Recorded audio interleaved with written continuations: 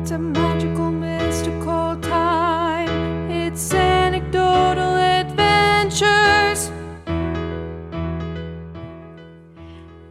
Hello, and welcome back to another episode of Anecdotal Adventures Reads Worm. I'm your host, Ashley, and this is my co-host, who is slowly dying. Every day. Cassidy. Hi. Last time on Anecdotal Adventures Reads Worm, we read Arc 11, which was a ride and a half, because it was the Slaughterhouse-9's introductory chapter. Yeah. Boy. We had a interesting debate on whether being a racist serial killer or just a serial killer is worse. The answer is clear in my opinion. Yeah, and we have since brought this debate to the rest of the friend group. In our other recordings as well. So in like 7 months, whenever I get around to posting the episode of City of Best Kingmakers where we do that debate where we're caught up in real time, you'll know. Yeah, I don't know where that came from. Well, we've alluded to this series a couple of times in that campaign so far, but yeah, I'm not sure how much of that is posted. Not, you know? We started this series before we started City of Best Kingmakers, so of course we've talked about Worm before on that other show, but yeah. Have we gotten to the bone saw part in our campaign? Has that been posted? Absolutely not.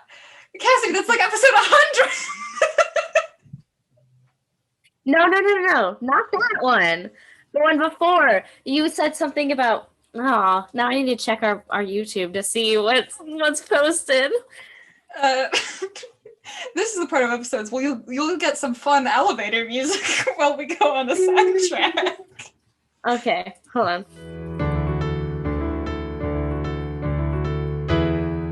Enjoy the sounds of my nice gaming keyboard. I'm gonna cut this part out. It has circle keys. No, you won't. Don't cut this part out. You want the listeners to sit here awkwardly with us for the 5 minutes it takes to find this answer? Yes. Okay. Well, I've been ordered not to edit this out, so if this is making it to your ears, you know which one of us to blame. Suffer.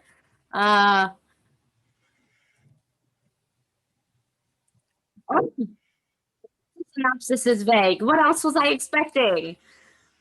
Did you want a 7-paragraph recap? What are you looking for? What's the joke you're looking for? We met the little girl. No, we haven't done that yet. Okay. Because I was like bone saw vibes. That's like episode 50. That's like we're on episode 30 right now. Yeah. Which, if you haven't watched it, go do that. Yeah, I'm going to cut out some of this because it's spoilers for what I haven't posted, and there's no way this isn't going up before episode 56.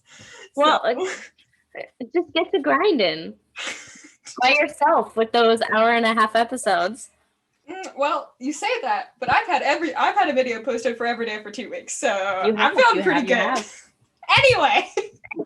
We're here to do something, and we got sidetracked. We usually talk and get our sidetracking way out before we start recording. We haven't done that. So if this episode, it's not going to be longer than the last one, hopefully, but if this episode is longer than normal, that's why. We have sidetracking to do.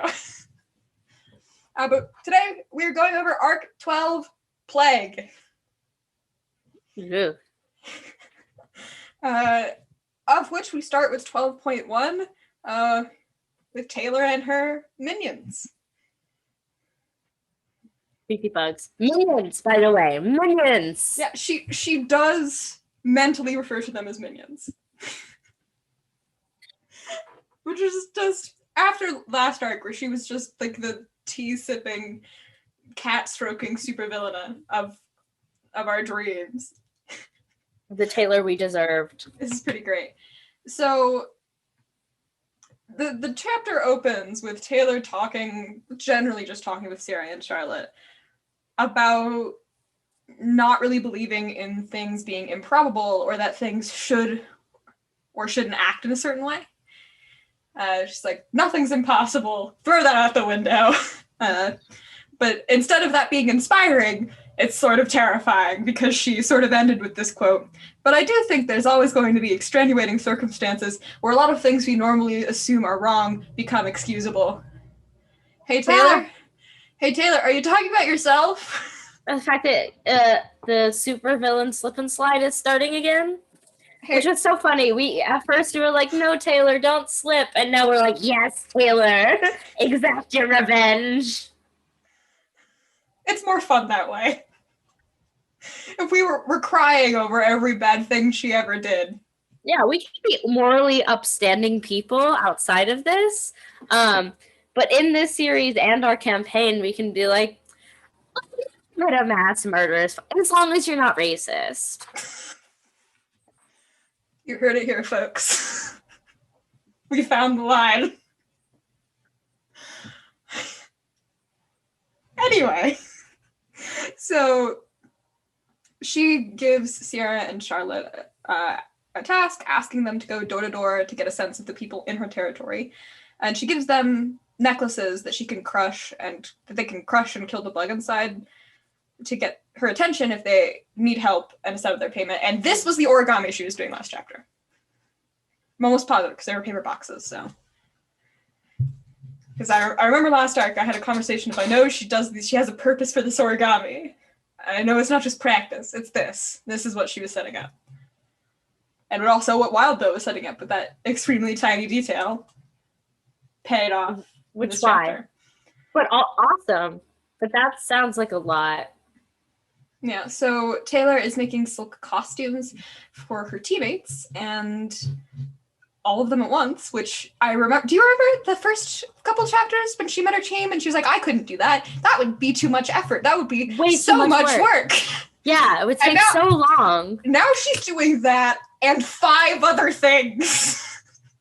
And she has a little aside about this, about I worked on all 5 costumes at the same time. Low-level multitasking was either a minor benefit that had come with my power, or more likely a skill I'd developed in the year and a half I'd spent micromanaging thousands or tens of thousands of bugs at the same time. So you mean you're getting stronger? Yeah, Taylor, you're getting stronger of it? Taylor, you're getting stronger? I mean, is it because you don't have limitations to what you can and cannot do morally with your power? Or that you've put yourself into situations, perhaps like Lisa's theory last time, mirroring the situation you got your power in over and over and over again? Increasingly powerless since this has happened, and it's probably not helping your mental state? What? Huh? Being a supervillain isn't good for your mental health? What? What do you mean? That you shouldn't put yourself in a martyr position to save one life? That sounds reasonable to me. What do you mean you shouldn't? What do you mean one life doesn't equate all of the supervillainy and terror you've ever done? What do you mean that the, literal... Yeah, we'll get to that later. Anyway. So, yeah, Taylor's power is growing, and through this, we also know that Coil has provided her with a lot of rare bugs. One specifically that can make silk much stronger than the Black Widow silk, so costume upgrade. Foreshadowing. Yeah, costume upgrade potentially coming in the future, although she has to be careful with them now, and lots going on, so maybe she won't have an opportunity to see that through yet. She gets texted by Gru, who asks if they can meet up to talk about something face-to-face. And she agrees, and there's this small little side she has about he was already on the way when he texted her. And she's like, I don't know how I feel about that. Please, that is how friends function. Have I done that?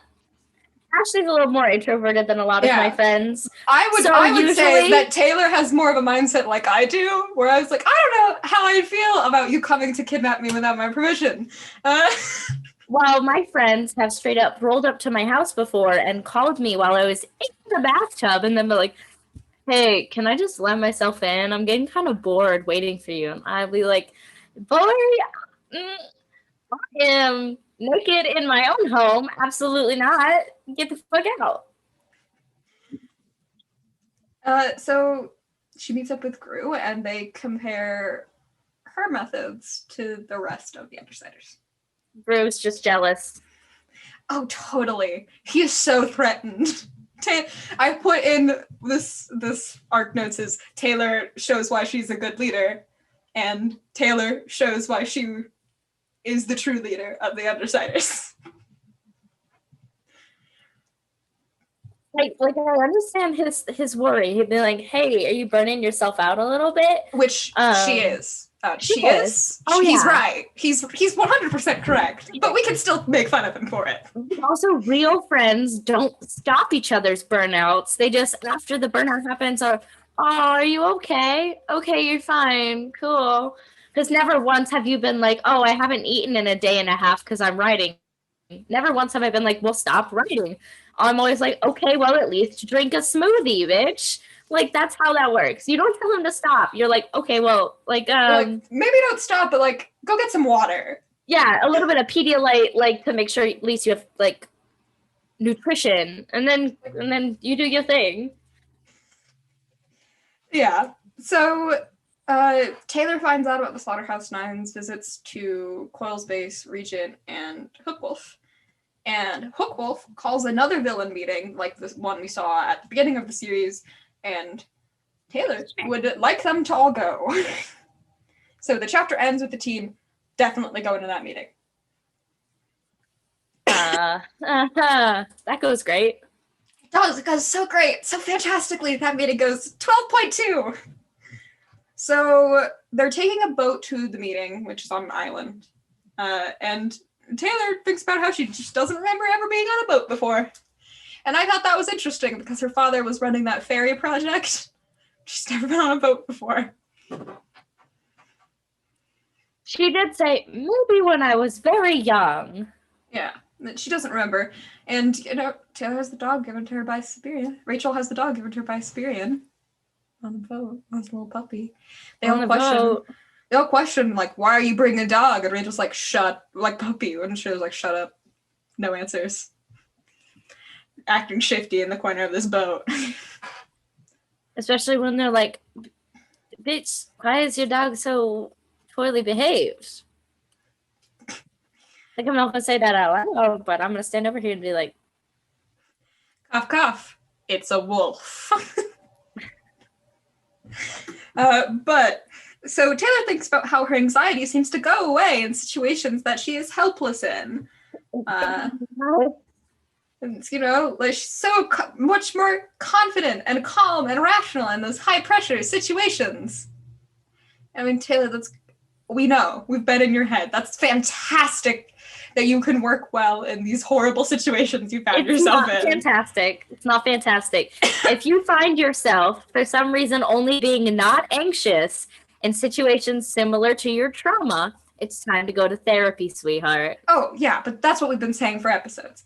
It's great, or because if she didn't think like that, she'd probably be dead. And we'd rather alive and traumatized than dead. Alive and traumatized, but... So, I have my notes, like a connection to Lisa's theory earlier. Is that just who Taylor is as a person? Yeah, I think it could be both.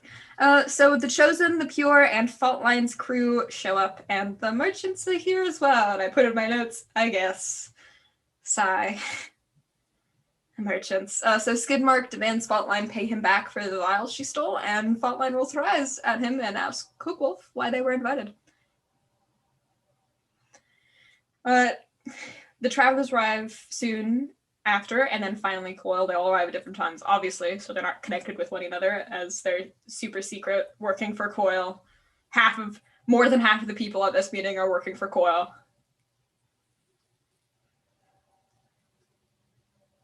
Yeah, and yeah, and it goes great for all of those people. It goes fantastically. Nothing goes wrong, ever at all. It's fantastic. So the gang from the first villain meetup is all back together, is what I wrote in my notes. And obviously, taking in all the states of this group, everyone looks kind of trashed because of the Slaughterhouse Nine. Because everyone there got a visit. Yeah. So Hookwolf calls the travelers and Undersiders out for taking territory and wants them to stop. so that they share information in return. Of course, that doesn't happen.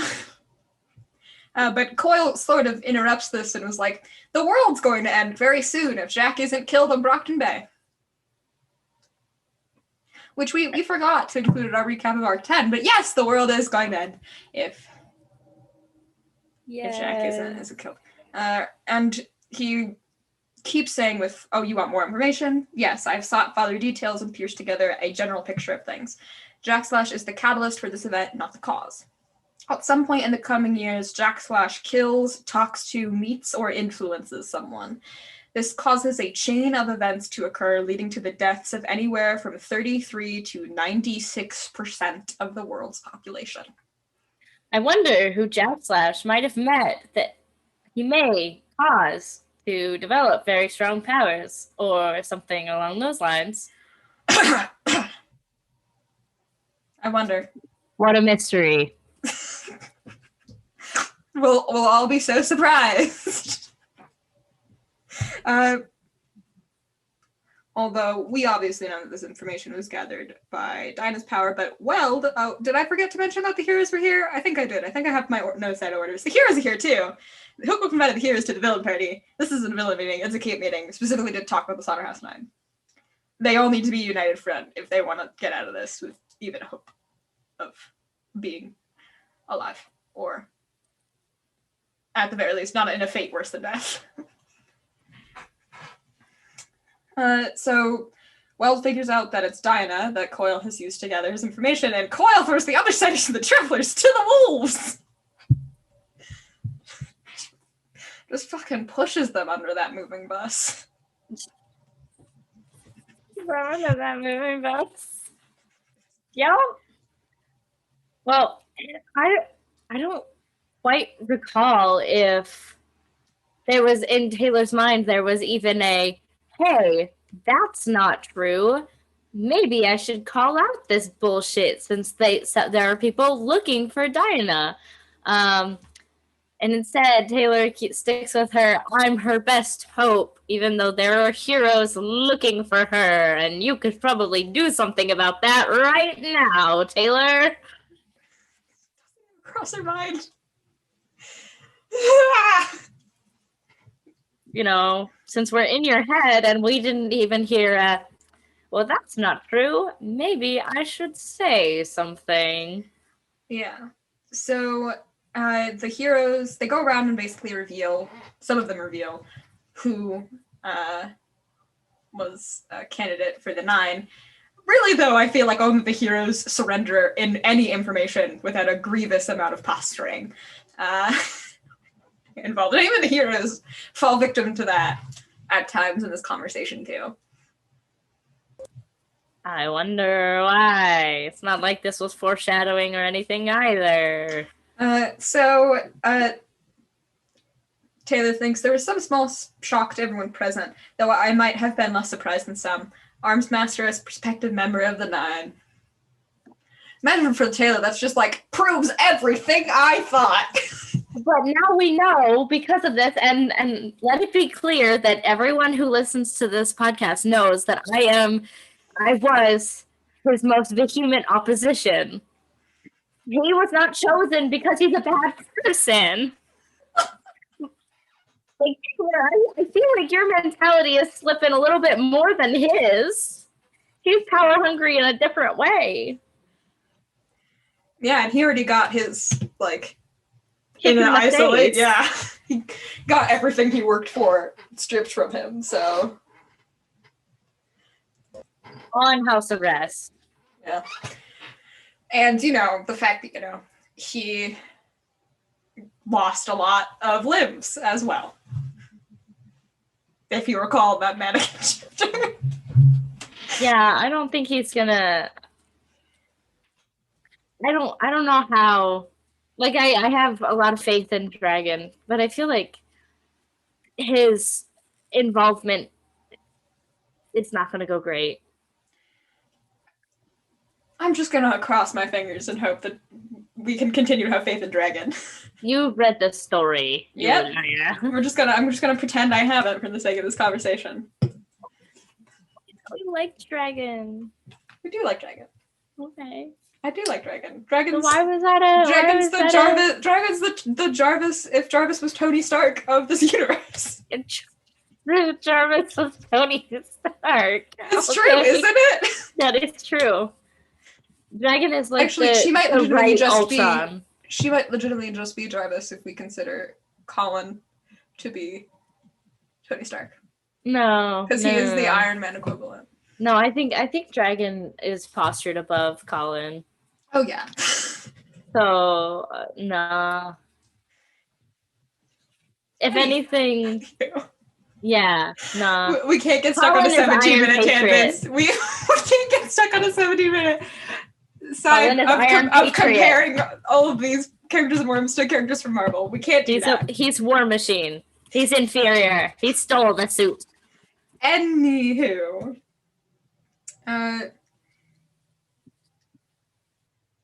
Yeah, so this is Taylor's thoughts on sort of him betraying everyone on Coil. So Coil wasn't willing to play along if it meant losing his ability to stay where he was, but he was willing to make life harder on us, his territory holders.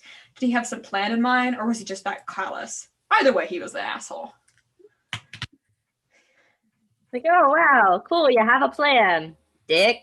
The Undersiders are forced to leave, but there is cleverly no mention of Imp this chapter, so the coming reveal of her eavesdropping on the meeting is set up expertly.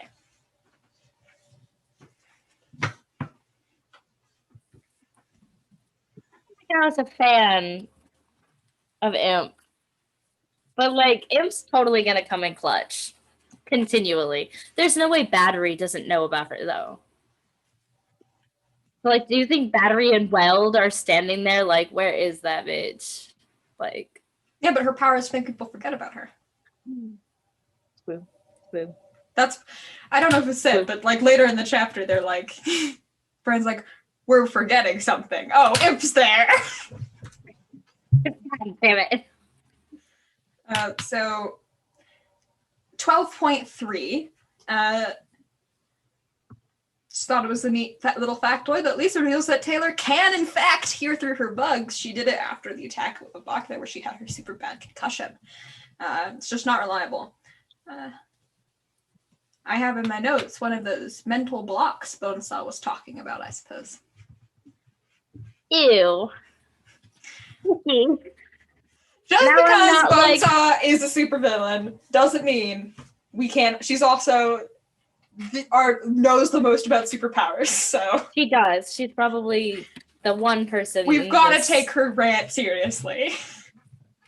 Like, before that, I was like, yes, defeat those mental barriers. And now you said it, and I'm like, ick. Now because Bonesaw is the one who said you have mental barriers? Yeah. I'm icked out. I don't like it.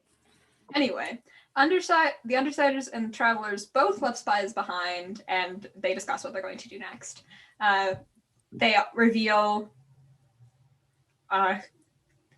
Regent reveals that his sister is the newest member of the Nine, replacing Hatchet Face, and she nominated him to fuck with him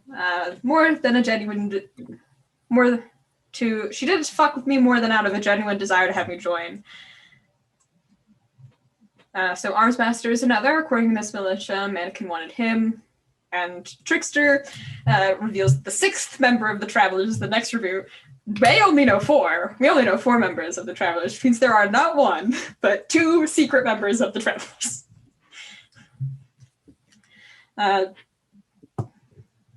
You know what this would have been a good time for? What? Rachel, maybe? Was that a Rachel cue? Yeah, noticeably, Rachel does not share her encounter with Siberian. Because she got a puppy out of it. You know how to bribe Rachel now. Yo, honestly, if you bribe me with a puppy, I might keep my mouth shut too.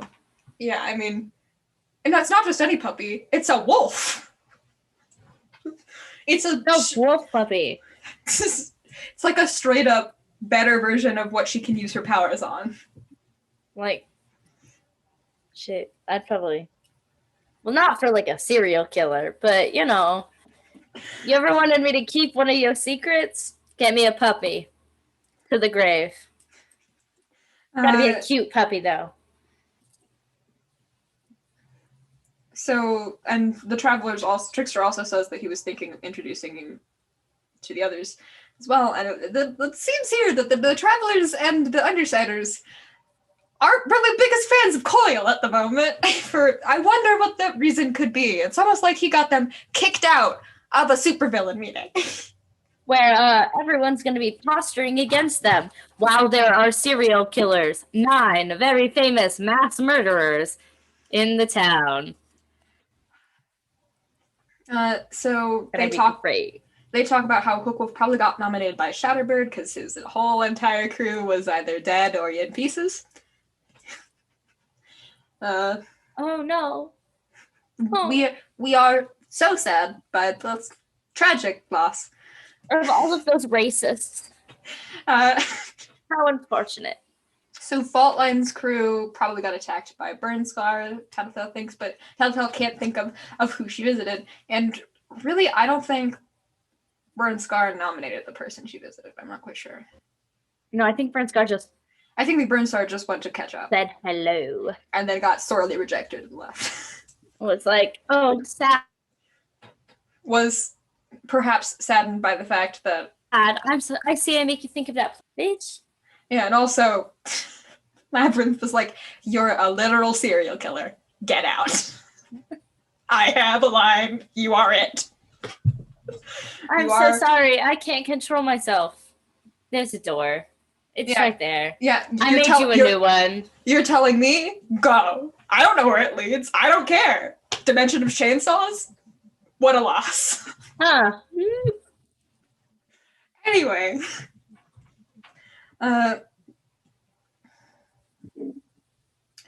So they basically decide that Jack, Siberian, and Bonesaw, they don't have any ideas of who they'd be nominating.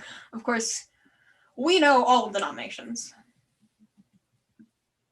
That was what the interludes last chapter was for. We know. Well, I was like, no. I was like, but which one was Jack? But Jack was like Oni Lee, but then Jack murked him before that happened. He's like, he's boring, never mind, he's dead. Yeah, Jack got something else out of this. Probably the end of the world. Woo! So, Trickster pulls Tattletale aside and is basically, Tattletale, I'll be as quick as I can. Coil promised he'd get you to help us, but he's taken his time introducing you to our group. The cynic in me suspects there's a reason. The pessimist in me says that the reason is he's already figured out what you're going to tell us, and it isn't going to be pretty. Noelle's going to ask you for help. Lie to her. Tell her you're already on it. Roll with it if she gets angry or if she gets impatient. She's sensitive. I don't know how your power works really, but if you realize whatever it is that Coil doesn't want us to know, don't tell Noelle.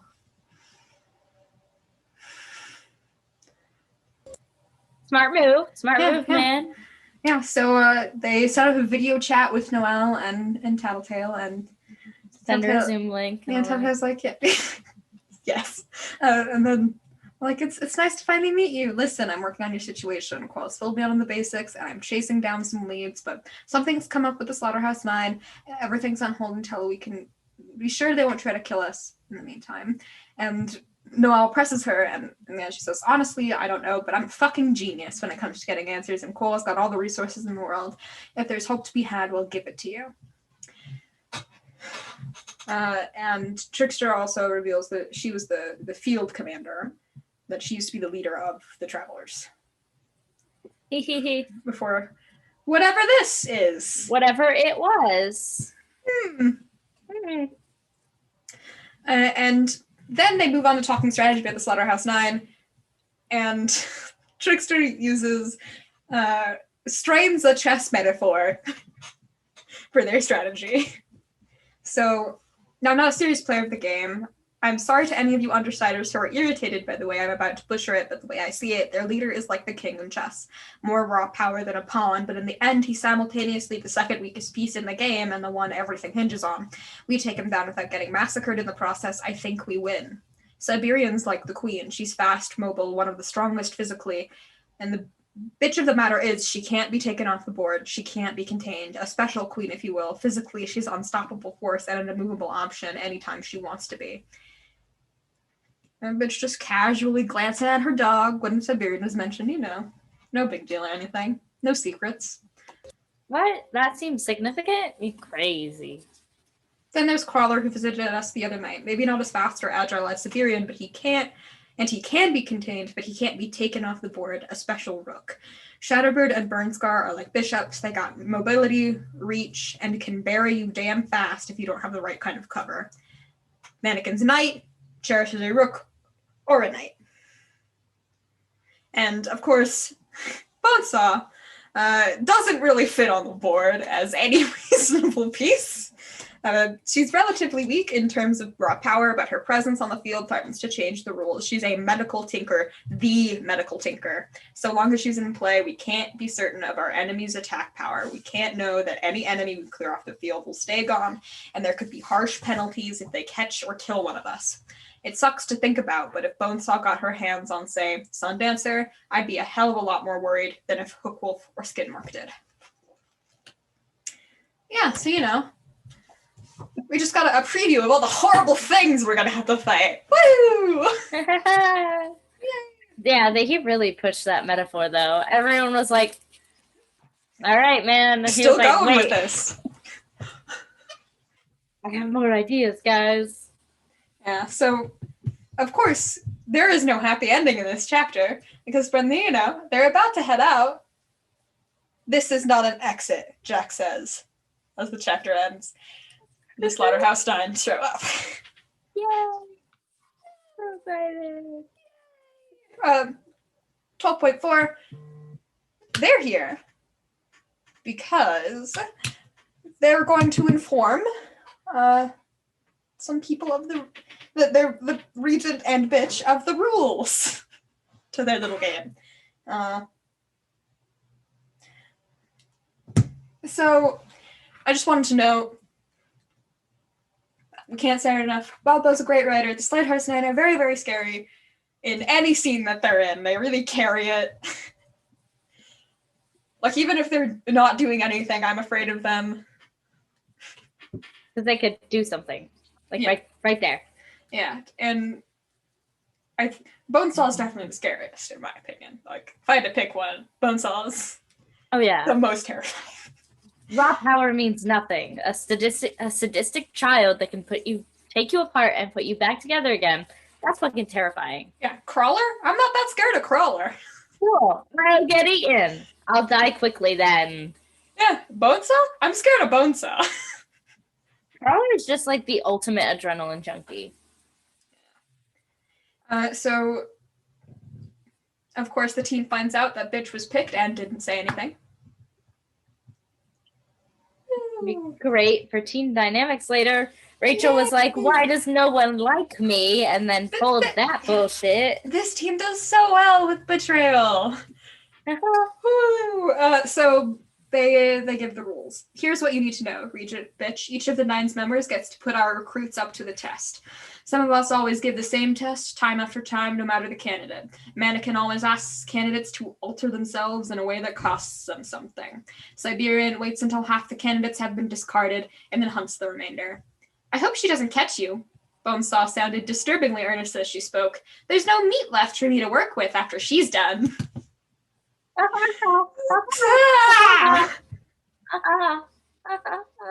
So, Regent gets the Nine to reveal what Cherish did for their tests, giving the Undersiders some clues to work with.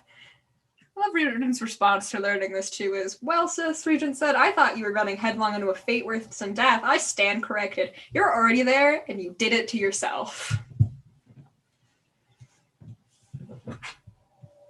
Oh, boo-hoo-hoo.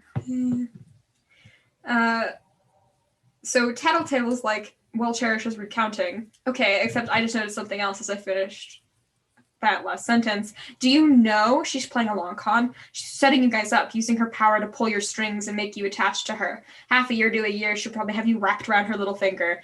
Tattletale reveals Cherish's scheme, and Jack slashes Lisa, and it's so quick that it changes the pace of the entire scene. Like, the scene moves on a little bit before it is like, oh, Lisa's dying! Lisa's dying! It's a delayed hit because it happened so fast. And of course he did it because she spoiled their fun. Like, they already knew what Cherish was planning, but she ruined it for them. You can't see Cassidy furiously shaking their head.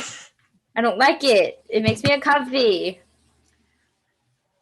So two of the candidates we chose are heroes, for lack of a better word, and Cherish reported that we may have trouble bringing them in close enough to introduce them to the tests.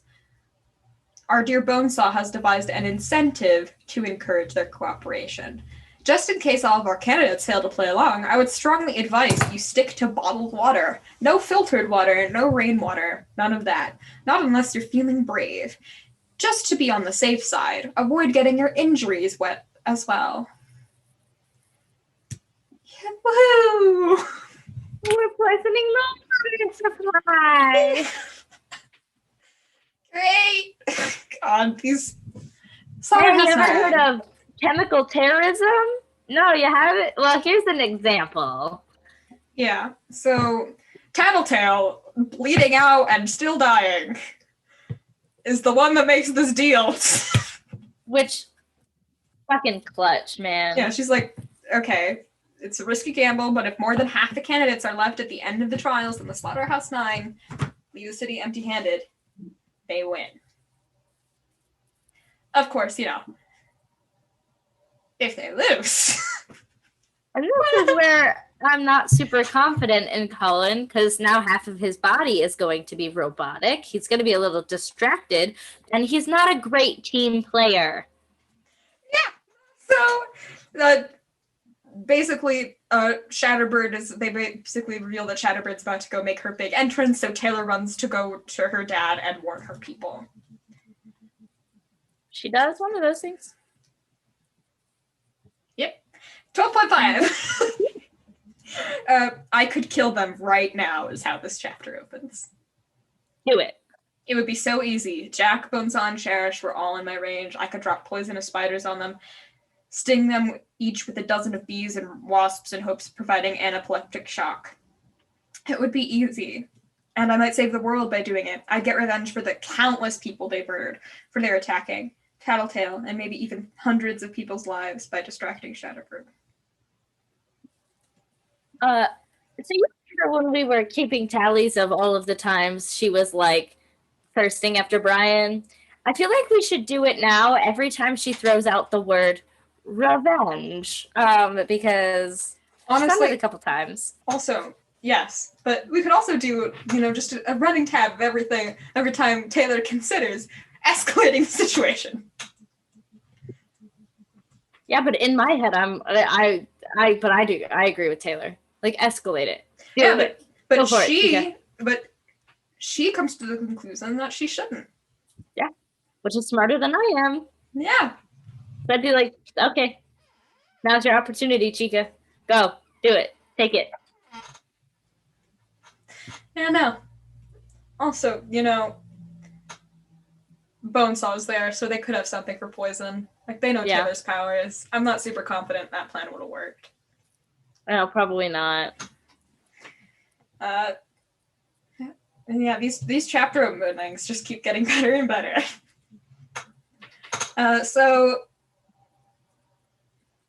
Yeah, it continues. I remember what Brian had said back when we found out about Dana. The choices we made in terms of who we would try to save, those we cared about versus complete strangers.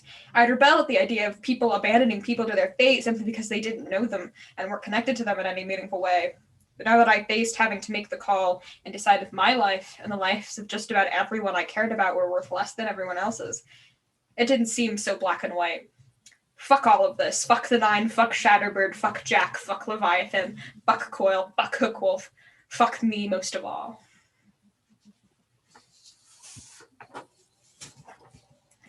Final brain cell.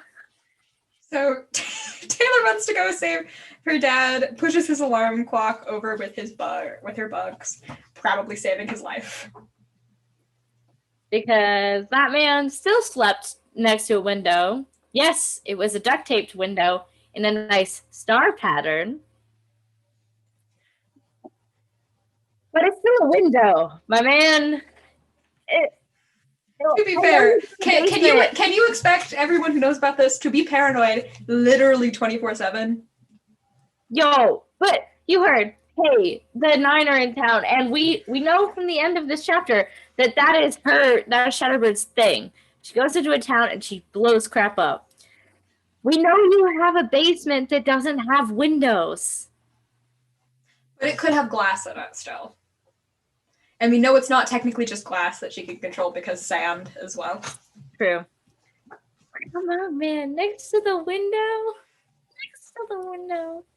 It's not like there's an alarm. No one knew where she was right now. I'm not going to say this is smart, but I don't think it's as bad as you're trying to argue either. Don't sleep next to a window when there's a serial killer that can explode glass. So the chapter ends with her going back to her territory, and 12.6 opens up with her feeling guilty about not getting there fast enough. So she goes to her territory and starts directing people who need help. Charlotte helps her get the ball moving, and she just was the man earlier in arc 12 with the rats, which we didn't talk about, but because he won't help because he's a stubborn asshole.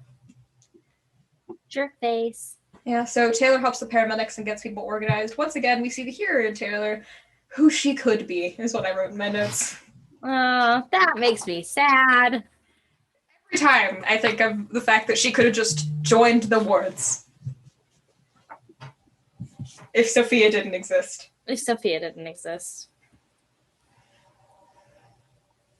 It's fine. Shadowsucker was on thin ice. If she had joined the wards, Sophia would have pulled some shit and gotten kicked from the fucking program. And we know that, which is what makes it more unfortunate. Yeah. Short-term agony versus long-term payoff. Here we have short-term payoff versus long-term agony. So while Taylor is helping, Mannequin attacks the group. Because of course he does. Because of course. And of course, Taylor, being the perfect fucking supervillain, goes, I have no idea how the fuck I'm going to do it. My voice was a low snarl, barely recognizable as my own beneath my anger and the noise of the swarm, but I'm going to make you regret that. And she fucking did, guys. Can't call Taylor a liar, because oh boy, does she keep her promises. Haha, you a headless bitch now. So the chapter, moves on.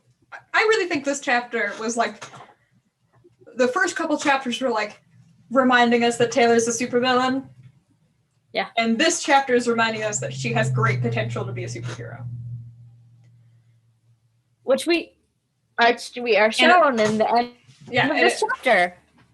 Yeah, and it reminds us every time we start like doubting Taylor, like the last chapter she was considering murdering people. And once she crossed that line, I don't think she could have been able to go back. Yeah. That's what Taylor tends to do. Once she escalates, she doesn't go back down. So if we could just get her to stop taking steps. That would be great. But it shows us, every time we start doubting her, the story comes back and reminds us why we're rooting for her. Which is good writing. I mean, even when she's doing morally gray things, I'm still rooting for her. Yeah, and I hate that the story like proves her earlier train of thought, right? That yeah, she becomes more heroic in times where she has less time to think about it. Which means she is subconsciously trying to be moral, but consciously but also, we don't have time for that. But also, she's stabbed people's eyes out. Like, not thinking about it, and so like bitten their junk off and stuff like that. To be fair, that wasn't on purpose. Oh, it wasn't. It's not like she deeply regretted it. It's not I think she had some moment when she found it. She's like, "Oh no, I did that. No, that's bad." And then a chapter later, never brought up again. Clearly done worse now. oh yeah. His eyes. Back at his toes. Just removing as many body parts as possible. the ending of this chapter is pretty awesome. With Mannequin, as it leads into 12.7 and the fight with Mannequin. So Taylor puts herself in his shoes and attempts to outthink him in this fight since she can't really do anything else. And her thoughts are, if I were him, I would have spent hours carefully balancing the ecosystems in each individual part of my body. Something that is exacting and that fine-tuned would be sensitive, fragile. They'd be resistant to impacts. I wouldn't go around getting into fights if they weren't. But heat and cold, a crack in that exterior of his, it could wreak havoc. And so the fight goes on, and she's dodging him, moving out of the way, and says, okay, I'm getting a sense of him, maybe. That said, none of it matters if I couldn't hurt him in the first place. Maybe I'm thinking about this all wrong. There was nothing I could do about his past, whoever he had been. He was a monster now. I had to pull out all the stops to try and stop him from hurting anyone else. And she lays a trap with spider silk to stall his movements. Spider silk. Spider silk. Yeah. And Taylor succeeds in fighting off Mannequin with some help from her people. She proves herself, once again, to be the hero of the story. The absolute baddest bitch. Yeah. So Charlotte appeared at my side and offered me a hand. The murmurs of conversation started to sound around me. I tuned it out. I couldn't take the criticism, and I don't deserve any praise. How many people had been hurt while I fought Mannequin? How many people had died because I hadn't been on the alert? I'd won, so to speak. Taylor, pat yourself on the fucking back. You just beat him at the Slaughterhouse 9! Pat yourself. With one guy who pulled the chain with you. Siberian, but Mannequin's no joke.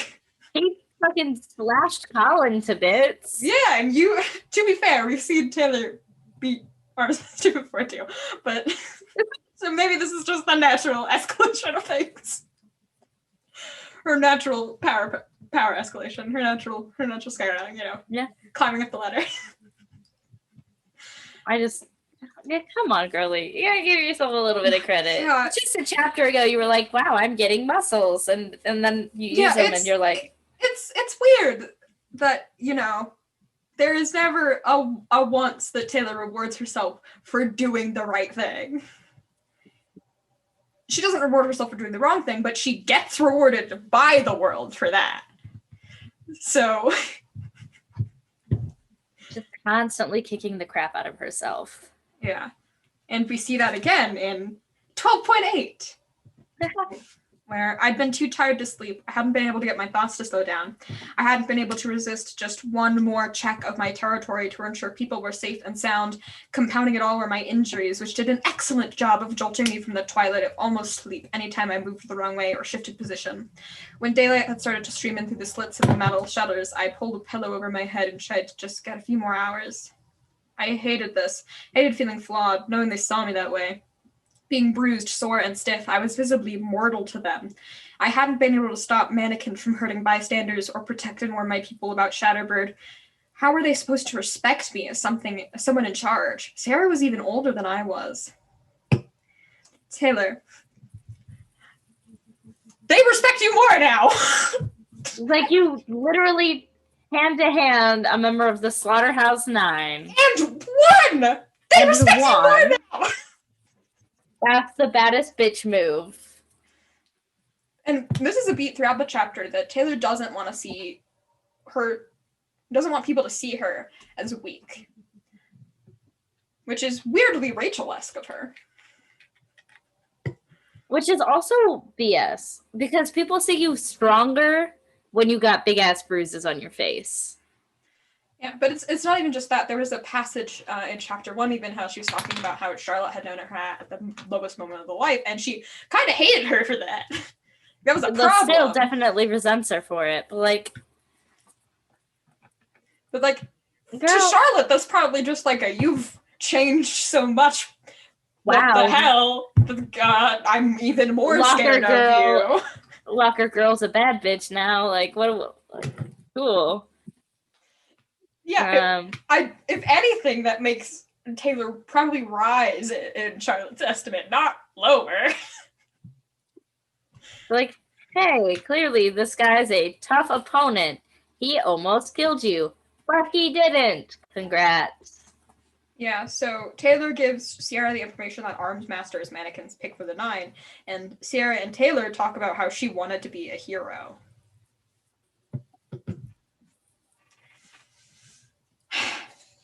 Which is, Bummer. There's this thing I wanted to read out. It's possible she does care, I said. I was thinking back to her interactions with our enemies in a fight, in particular our run-ins with Glory Girl and Panacea during the bank robbery, and Jack Slash last night seemed to stand out. I think maybe she handles stress and problems by throwing herself headlong into them. It's how she operates in costume against serious threats and unexpected situations. There's a word I'm trying to pin down here. It's not reckless, but... Just talking about Lisa here, but if I didn't say a name, you could almost think it was Taylor, couldn't you?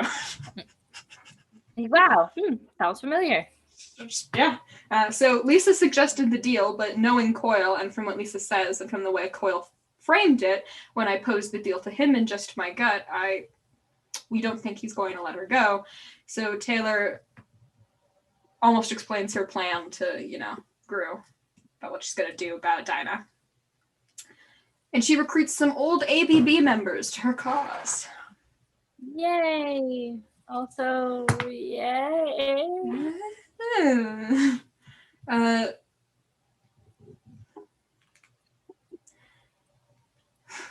So she basically talks to Gru about the fact that she doesn't think she did enough, and Gru's like, "You fought Mannequin. You said you'd make him pay, and then you did, and you did it to save people from the docks. I think you're real. I think people are realizing you're for real." So he said what we wanted to say to her is Taylor, wake up, you're wrong. What am I doing, bitch? Yeah, so she recruits a bunch of people to her cause because of what a good job she's done in the recent fight. Gru tries to be a naysayer about how she's moving too fast, but Dinah's a good enough reason for her to keep pushing herself beyond her limits. Because if she didn't amaze Coyle, if she didn't force his hand and give him absolutely no reason to say I failed, he's going to keep Dinah. If he does, the only way to free her is going to be if Tattletale and her take Coyle down. She doesn't think they'd succeed. Once again, you didn't think you succeeded in that mannequin fight, did you, Taylor? Yeah. Even Coyle is giving a lot of grace to the Slaughterhouse 9. You took down one of their members. Coyle is probably thinking more about how useful you are to him. Yeah, Taylor, you're doing good. You don't need someone to hand you a trophy. You're doing fine. And of course, the arc ends here, and we move on to the next interlude. Jack's interlude. So the Slaughterhouse 9 interrupt a merchant party and kill a whole lot of people. I'm going to read a lot of passages from this chapter. Because Ashley likes this ick stuff. And it's getting good into writing. The serial killer's mind. It's good writing. Why can't I just hate the person and not have to hear about his fucked up mentality? We still hate Jack. That has not changed. This has not made you like him more. It's not. I feel like the next step after this podcast is going to be a true crime podcast with you, isn't it? No. That's what it feels like. That's what we're gearing up towards. The next step after this is actually Ward. When we get through all 100 arcs of this. Oh, there's 30. Oh yeah? How many in Ward? 30. And then Wildbow has 5 other works. So they're not superheroes, but they're still fantastic. Anyway. Oh, shoot. Bonesaw laughed, and it was a sound without reservation, not shaped by social constraint or culture or self-censorship. It was the laugh of a child, free and without care. One of her mechanical spiders leaped onto her back and wound several of its limbs around her chest. 2 limbs extended to connect to her wrists, so the mechanical arms mirrored the dimensions and length of her own. The ends fanned out into an array of scalpels, needles, saws, and other instruments, so one tool sat in between each of her splayed fingers. The smallest gesture of her hand forced instantaneous rearrangement of the tools, so another was ready for her to grab and use. 2 more spiders lunged forward and pulled one of Siberian's screaming wounded away from the rest of the crowd, dragging it inch by inch toward the advancing Bonesaw. And Jack notes that, like, Cherish is praying, and he's like, rest assured, Cherry Vassal, you dropped out of reach of God a long, long time ago. Long. You were running with this crowd, and you think he can still hear you? And then Mannequin comes back, and Bonesaw's like, Mannequin, aw, did the villain break you? Did the villain break the villain? And Jack makes like a side comment. Bonesaw, you know my rules about epidemics. You have to play fair with the rest of the group.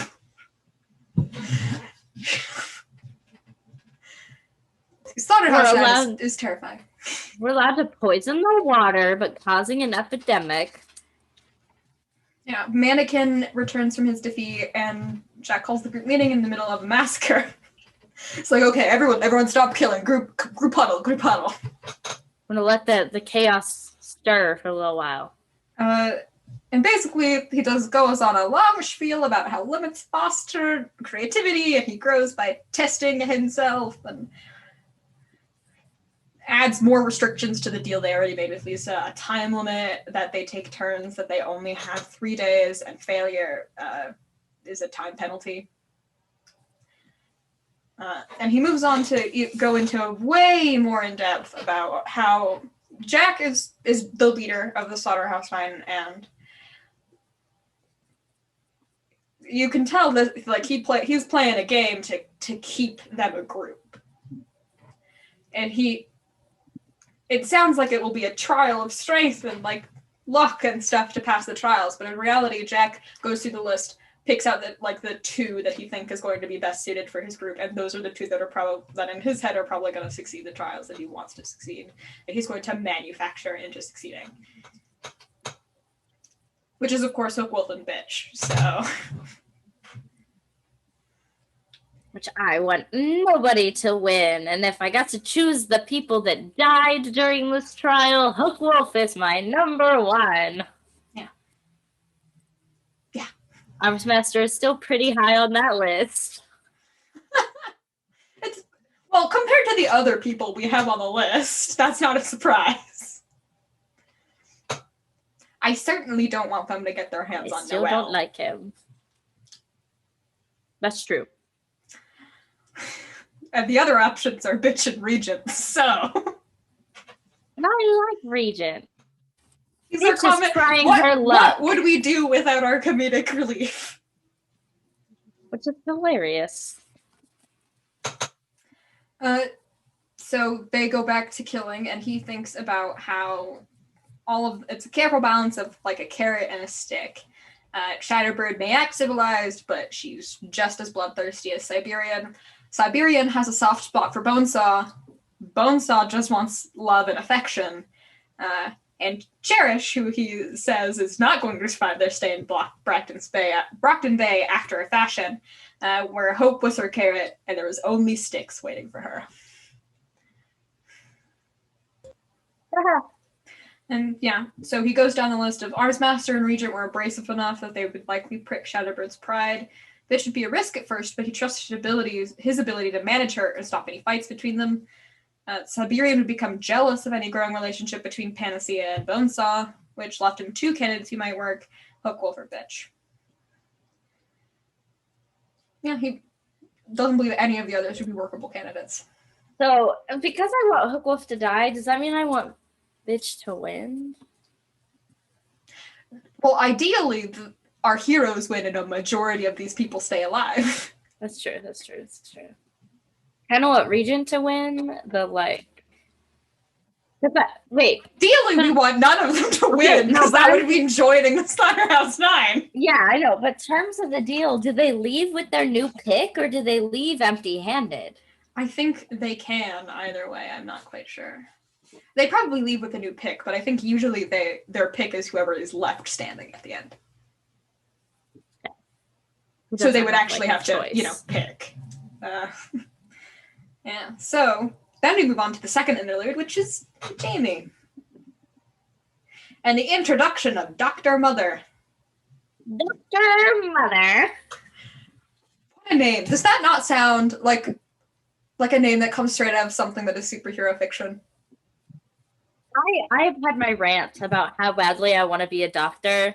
Like, no one can misgender you if you're a doctor. I'm non-binary. So could you imagine if someone tried to misgender me maliciously? And those are the kind of people where you look at and you go, it's Dr. Phillips, thank you. Or it's Doctor, thank you. And that's it. Yeah. So Jamie has driven out to the middle of nowhere to meet with these people who, Cauldron. So some call me Mother, but that is meant to be tongue-in-cheek. Those with more professional attitude know me as Doctor, so of course, Dr. Mother. Basically, she tells Jamie that no names, we've already investigated you, all we need to know, but I think there's a great deal of symbolic value in having you maintain semi-anonymity, which is a lot. They know who she is. Like, they have to. So this is literally were like symbolic. You can forego the extra testing with enough moolah, which means we know your blood type. No, I'll get to this. So pick a name. I'll use it for the duration of this meeting. It doesn't need to be permanent or long term. Welcome to Cauldron. We own several of those sites. All are fakes. That might have been where we first noticed your activity. So we go into this Cauldron conspiracy, where Dr. Mother is like, countries will go to war over what we have at our disposal, a way to grant powers to anyone who wants them. They would want armies of parahuman soldiers. Even if we did manage to establish ourselves as a neutral party without government interference, Cauldron would be infiltrated by those looking to steal our secrets. Spies and thieves. Spies and thieves. I like to talk and establish expectations before we begin. You should know that almost every aspect of this experience can be tailored to your tastes. Cauldron's usual routine, however, is to arrange one face-to-face meeting. We'll discuss your budget, your situation, and goals. Then we can peruse a catalog to find something that fits your budget, and will hopefully give you the results you desire. There's a 2-month waiting period, before which I will assign you some testing, some regarding your physical condition, other tests for psychological reasons. We give powers to anyone who pays. Rest assured, if you wish to end this meeting now because of a pang of conscience, we will see you return to the barn shortly. The tests will include blood tests, stress tests, MRI, CAT scan, radiographic scans, and a Torsten DNA sequencing. These tests are primarily for our purposes, and if you'd prefer, you can have your family doctor arrange or conduct these tests instead for a small fee. A larger fee will allow you to skip this test entirely. Literally, they're like, oh, we got this information. We don't actually need it. But of course, Dr. Mother already knows about Jamie. Well, has nothing to pay for powers, does not have enough money to be like, go the extra mile. So, and basically goes on to, once Jamie's agreed with all the hullabaloo before, to say, Cauldron operates on a strict policy of secrecy. It is crass of me to do this, but know that if you pass on any knowledge of what transpired here, we have ways to find out, and will be forced to employ countermeasures. In this effect, even if you decide you do not wish to sign anything. This is in effect even if you wish you decide not to sign anything. We try to avoid murder in the course of doing business, not just because of the moral issues, but because it draws attention. For leaks, our usual procedure is to discredit the individual in question and deploy our in-house division of parahumans to drive them into hiding, remove their powers, or both. Try to avoid murder, Jamie thought. The phrasing implied that Doctor or Cauldron had gone that far before. She didn't like that, and she especially didn't like the fact that the Doctor was phrasing things so she'd miss that detail if she wasn't listening carefully. And basically they basically give her the whole spiel of how Cauldron Vials work, which means we get to know the whole spiel of how Cauldron Vials work. So there's like the p-value, the r-score, and all that stuff. And basically, Jamie is here because she wants to defeat and capture a villain known as Madcap.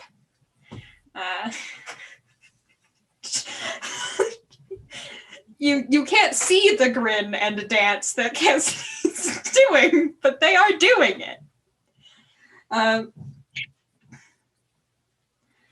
So they have packages called Shaping and another they called Morpheus for getting powers that they want to help a client reach an ideal mental and emotional state. Yay. Which, from what we know about powers, does that mean like, hey, we're going to torture you in a very specific way so that when we give you this, it manifests how we want it to? That does kind of seem like the thing an organization like Cauldron would do, doesn't it?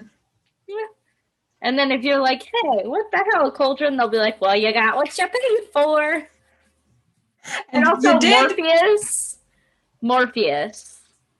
That doesn't sound sinister at all. Yeah, no.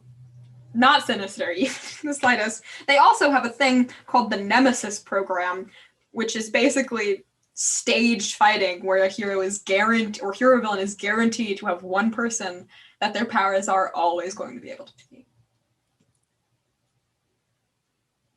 Which, wasn't that what Neuter and Gregor the Snail were supposed to be in? I don't actually know if his full name is Gregor the Snail, but they're going to call him Gregor the Snail. So then they did mention it, and it's probably they were set up to be the people that they could defeat. Considering they didn't seem too happy about it. So it's our tendency to require that any client be prepared to perform one unspecified favor for us at a later date. If anyone asks you this, no, say no! Literally, this is one of Ashley's favorite things to do in D&D games. It's the classic DM move. It's the classic. If a person asks you this, they're probably a villain. 9 times out of 10 have villainous intentions. Hey, I do that to my friends, and usually it's things like screaming that they love the Patriots when the Patriots cheated the Colts. And, he only got beat up once. It was fine.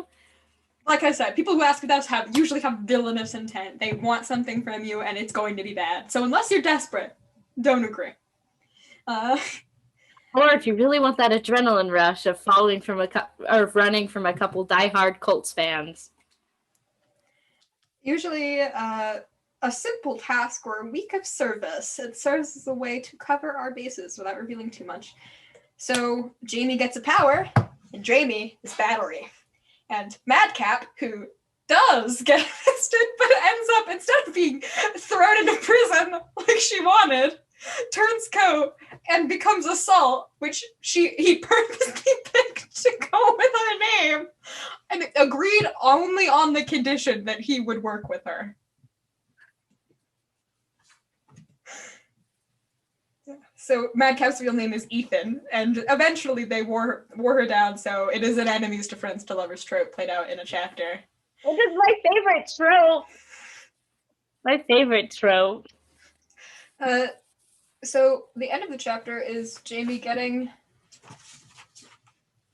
her favor. Oh no! Siberian and Shatterbird are to escape the city, and our business with you will be done. Thank you. C. Haha. Yay. Whew. On the bright side, that means that Cauldron thinks there's a good chance if there wasn't this favor, they wouldn't make it out of the city alive.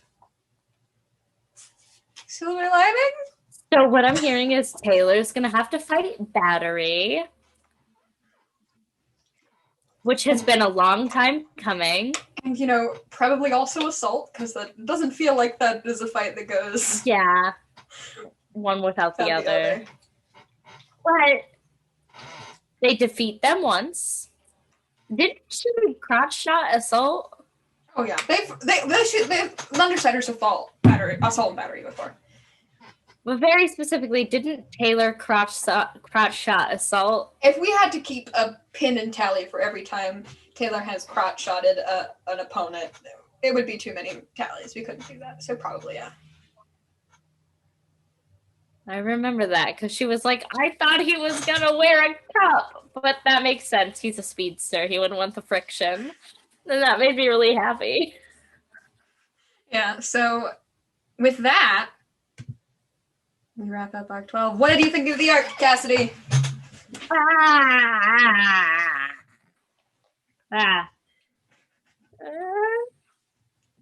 It's a different yelling sound effect every chapter. Eventually, when we're done with this, we're gonna have to just compile your screaming sound effects yeah, for episode. And those, if you want a short summary of what Cassidy thought of every episode, those sound bites.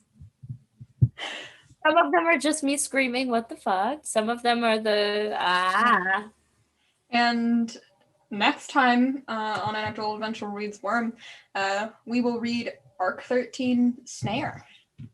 Dun, dun, dun. What do you think's going to happen next time, Cassidy? Throwing a new question on your way. Predict the future. That felt like an allusion to Coil. So something with Coil in there. It actually wasn't, but okay. Well, you know what? I don't care. Boom. What do you think about that, Ashley? I think Brian and Taylor are gonna have another fight. I really think they are, and I think it's gonna. And They've been I think going too well. You think it's geared up for a fallout? Yeah, and I think it's gonna be a bad one. Okay, so predictions for next time: bad fight between Brian and Taylor. Yes. Okay. Well, with that, we will see you next time. I've been your host, Ashley, and this has been my co-host, Cassidy. At least I was able to say my name this time. We will see you all next time.